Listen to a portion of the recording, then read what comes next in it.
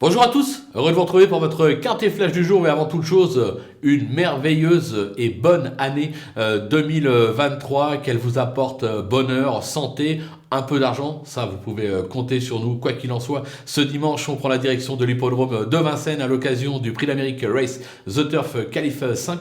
C'est le prix de Bourgogne, une épreuve qui va se dérouler sur 2100 mètres, un départ à l'Autostar. L'Autostar à Vincennes, je vous le rappelle, c'est 9 par ligne. Plusieurs inconnus, certains ont déjà leur billet, d'autres vont tenter de le décrocher, quelques étrangers ambitieux qui vont découvrir l'hippodrome de Vincennes. Il va falloir être bien inspiré, mais quoi qu'il en soit, on va se régaler.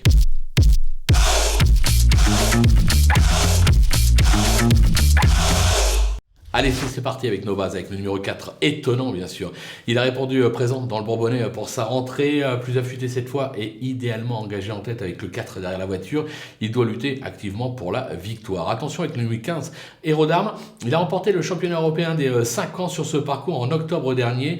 Il a quelque peu déçu depuis, message, il semble en mesure d'en étonner plus d'un. Vous aurez compris le jeu de mots. Le numéro 5, Delia Dupomereux, son meilleur parcours avec un succès dans le Prix de France en 2021 et des accessites en 2020 et 2022. Sa récente prestation dans le Bourbonnais est bonne et elle en dit long sur sa condition actuelle.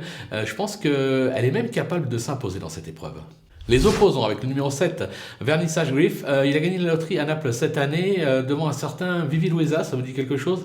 Il n'aura contre lui que de débuter à Vincennes, mais je pense que si son entourage le présente, c'est que le cheval devrait ne pas avoir de problème, notamment dans la montée. On va lui faire confiance. Le numéro 11, Ampiam et DSM, on en faisait une gagnante potentielle du Prix d'Amérique l'an dernier. Elle a depuis alterné le bon et le moins bon, mais reste une jument de classe. Alors elle a déjà gagné son billet pour l'Amérique. Maintenant, je pense qu'elle a besoin de faire ses preuves. Notamment sur cette course pour avoir des ambitions le dernier dimanche de janvier, donc on s'en méfie. Le numéro 8, Blef Dipa, il vient de se faire remarquer dans le Douanet de Saint-Quentin en y devançant notamment Happy Valley et Onek. Le cheval est dans la forme de sa vie, attention à sa candidature. Le coup de poker, ce sera le numéro 6, Zarenfass. Pluridisciplinaire, il sait tout faire et vient de prouver sa forme dans les deux spécialités. JMB tente un coup en le présentant ici, pourquoi pas, attention à lui. Les Outsiders avec le numéro 3, Flamme du Goutier, victorieuse dans le Cornulier et 3e de l'Amérique l'hiver dernier. Elle vient de prouver dans le Bourbonnais qu'elle montait en puissance.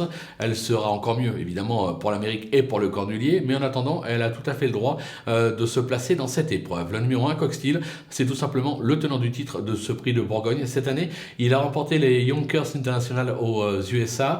Il s'agit d'une petite rentrée. À voir. Maintenant, l'aptitude au parcours est faite. Il lui aussi pourrait étonner. Le numéro 10, Hussard du Landré, il n'a pas été démérité, dernièrement dans le Bourbonnais, ne trouvant Cookerberry pour le devancer.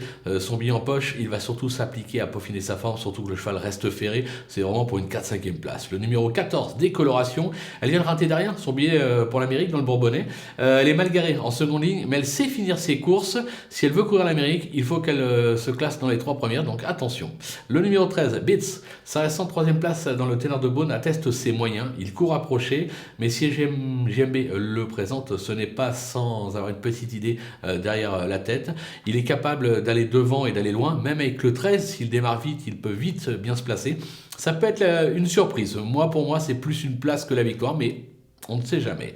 Le numéro 9, Hookerberry, il a encore enflammé la cendrée dernièrement dans le Bourbonnais. Son ticket en poche, il risque de ne faire que la ligne droite. Il est ferré. C'est le petit ouvrier qui lui a associé. On l'aura compris, c'est juste pour peaufiner sa forme. Donc je l'ai quand même gardé parce que c'est un cheval de classe. Mais à la base, il est barré. Les délaissés avec le 2, Guderi Pré, ce 3e du Prix d'Amérique 2021, un beau affiché 100% de réussite sur le parcours, je trouve en deçà de son meilleur niveau actuellement, raison pour laquelle je tente l'impasse. Le numéro 12, Fakir du Mahé, ce talentueux trotteur était irréprochable ces derniers mois, mais il s'attaque ici pour moi à trop forte partie, l'impasse est tentante. Le numéro 16, Hokkaido Giel, on connaît sa valeur, mais également son caractère, il s'est souvent montré fautif sur ce parcours, difficile de lui faire confiance, même si en classe pure, il a le droit de faire l'arrivée. Le numéro 10, Violette Jet, il est vieillissant et ne semble plus en mesure d'en découdre face à l'élite. J'ai rendu mon abonnement depuis longtemps avec lui, je l'écarte. Et enfin, le numéro 18, Anna Demol, elle a gagné le critérium des 3 ans avant de connaître des fortunes diverses. Elle est aujourd'hui surtout redoutable sous la selle. Son objectif, c'est le cornulier. Donc, avec le 18, on va simplement la regarder courir. Voilà, on a fait le tour de cette superbe épreuve. On va se quitter avec ma sélection, mes conseils de jeu, en vous rappelant qu'avec le petit code promo FlashTurf qui défile en bas de l'écran, vous pouvez bénéficier jusqu'à 250 € de bonus de bienvenue, ce qui est plutôt sympathique. Maintenant, quoi qu'il en soit, c'est à vous de jouer.